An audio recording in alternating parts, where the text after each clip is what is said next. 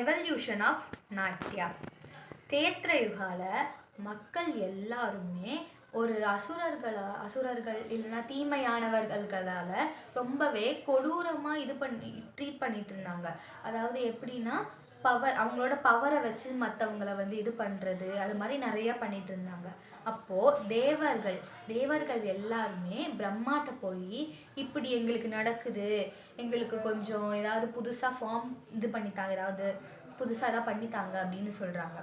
அப்போது பிரம்மா மெடிடேஷன் பண்ணி 4 வேதாவையும் கலெக்ட் பண்ணுறாரு. கலெக்ட் பண்ணிவிட்டு ஒரு புதுசாக ஒரு வேதா கண்டுபிடிக்கிறாரு. அந்த வேதா பேர் தான் நாட்டிய வேதா. ரிக்வேதாலேருந்து டெக்ஸ்டையும், சாமவேதாலேருந்து மியூசிக்கையும், யஜுர்வேதாலேருந்து அபிநயங்களையும், அதர்வ வேதாலேருந்து ரசாசையும் கலெக்ட் பண்ணார்.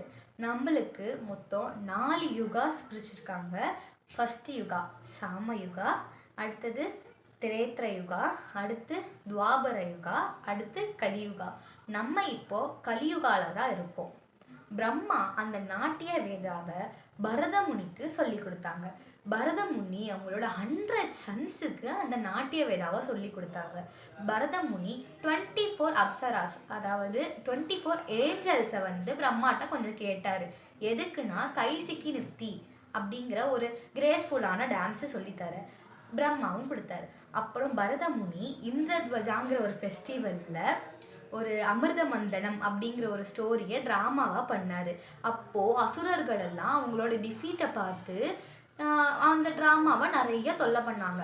அப்போது இந்திரா அவங்களெல்லாம் துரத்தி அடிச்சுட்டு விஸ்வகர்மா அப்படிங்கிறவரை, இனிமேல் இது மாதிரி எப்போல்லாம் நடக்குதோ அப்போ நீ தான் இந்த மாதிரி டான்ஸுக்கு துணையாக இருக்கணும் அப்படின்னு சொல்லி அவங்கள இது பண்ணாங்க. அதனால் அவங்க தான் எப்பயும் இந்த மாதிரி டான்ஸ் நடக்கும்போது துணையாக இருப்பாங்க. அப்புறம் பரதமுனி இன்னொரு டான்ஸ் பண்ணார். அது பேர் தான் திரிபுர தகனம். திரிபுர தகனத்தை சிவன் முன்னாடி ஆடினார். சிவனுக்கு இந்த டான்ஸ் ரொம்ப பிடிச்சி போச்சு. தாண்டோங்கிறவர் பரதமுனியோட 100 சன்னுக்கு சொல்லி கொடுக்க சொன்னார்.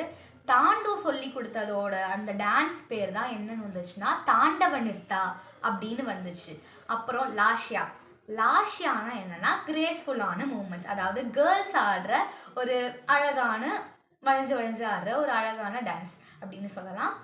இப்போ பார்வதி தான் அந்த வேர்ல்டுக்கு எல்லா இடத்துக்குமே பார்வதி தான் அந்த லாஷ்யாவை சொல்லி கொடுத்தாங்க.